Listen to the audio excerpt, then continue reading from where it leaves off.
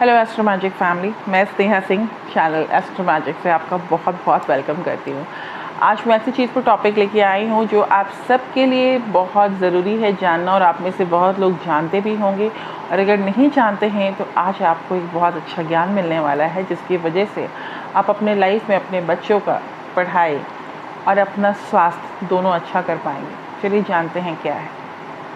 सबसे पहले बात करूंगी कि बहुत किसी की कुंडली में 12वें घर में जब बुध होते हैं तो हम कहते हैं 12वें घर का बुध या छठे घर का बुध या 8वें घर का बुध अच्छे फल नहीं देता है ना। चलिए इसका कारण जानते हैं। 12वां घर होता क्या है, पहले मैं ये बताती हूँ, ठीक है।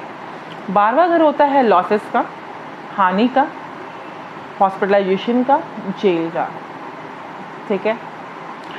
अब ये है सब आप देख रहे हैं, इसमें इन्वेस्टमेंट का भी होता है, ऐसा नहीं है, विदेश का भी होता है, बट मोस्टली इसे हानि के लिए देखा जाता है। अगर कोई विदेश में सेटलमेंट हो रहा है किसी का या फिर इस तरह से, तो अच्छी बात है, 12वें घर का वो मतलब उसको अच्छा फल मिल रहा है।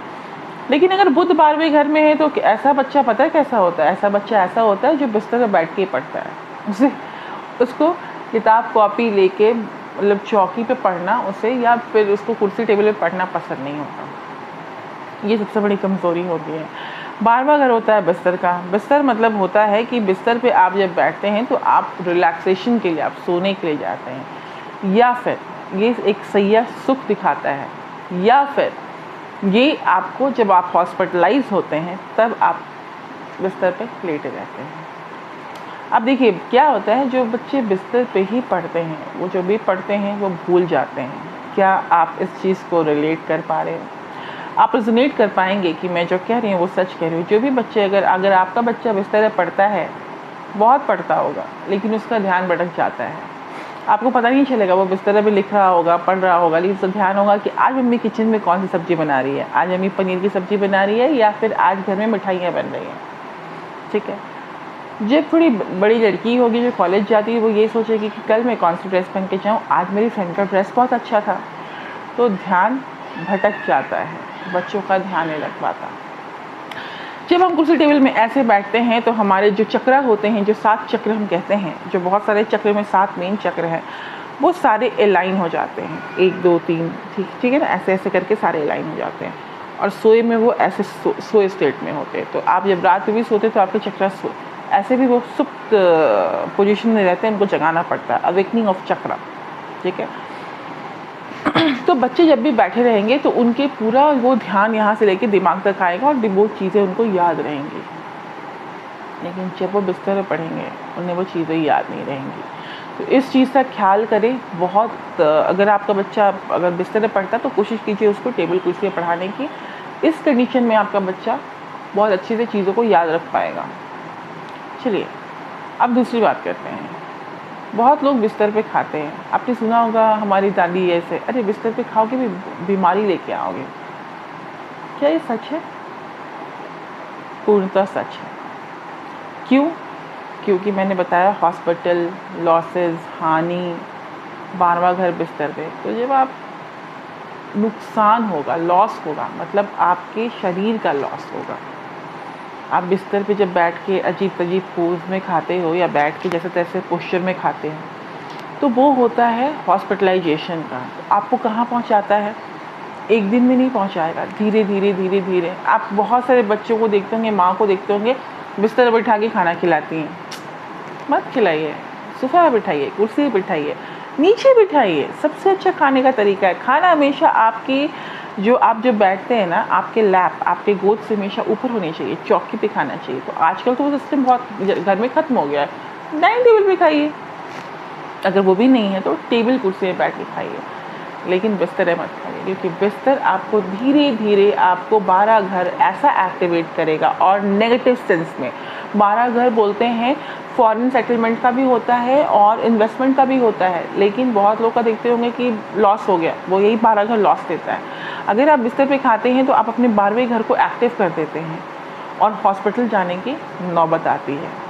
बहुत लोग तकिया पे बैठ जाते हैं, उनको पाइल्स की समस्या या उनको ब्लीडिंग की समस्या या उनको नीचे में घाव हो जाता है। क्यों?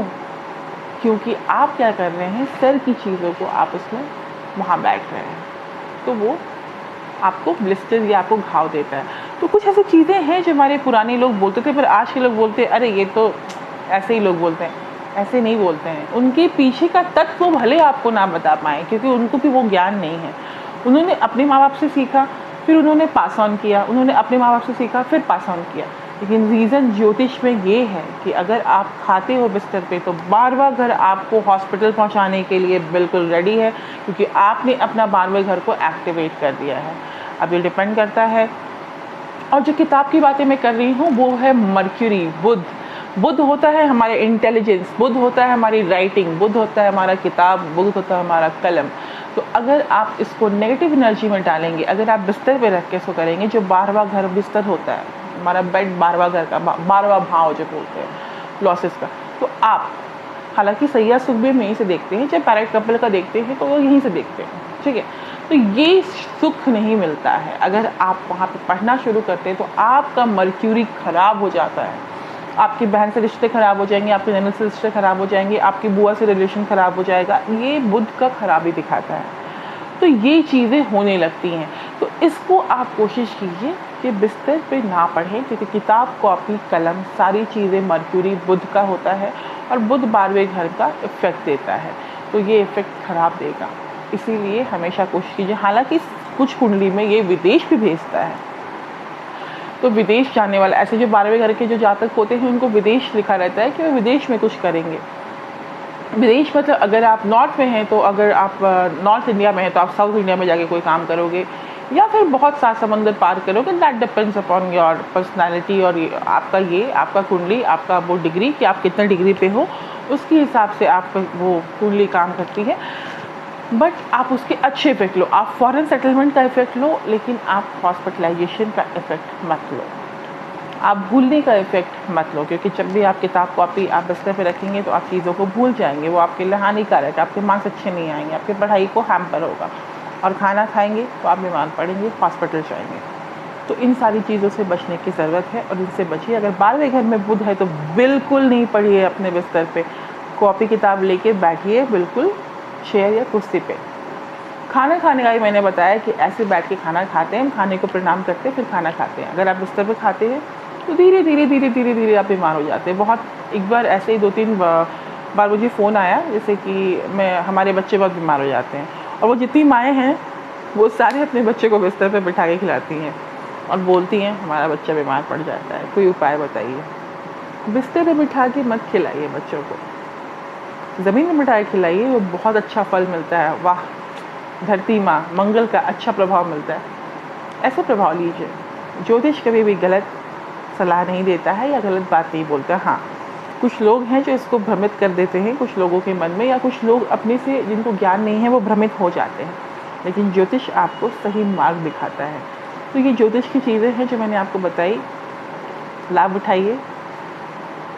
मिलती हूँ फिर नेक्स्ट टाइम कुछ अच्छे वीडियो के साथ। आज निर्जला एकादशी है, उस एकादशी का ईश्वर नारायण सबको फल दें, और निर्जला एकादशी की तो बात ही कुछ और है।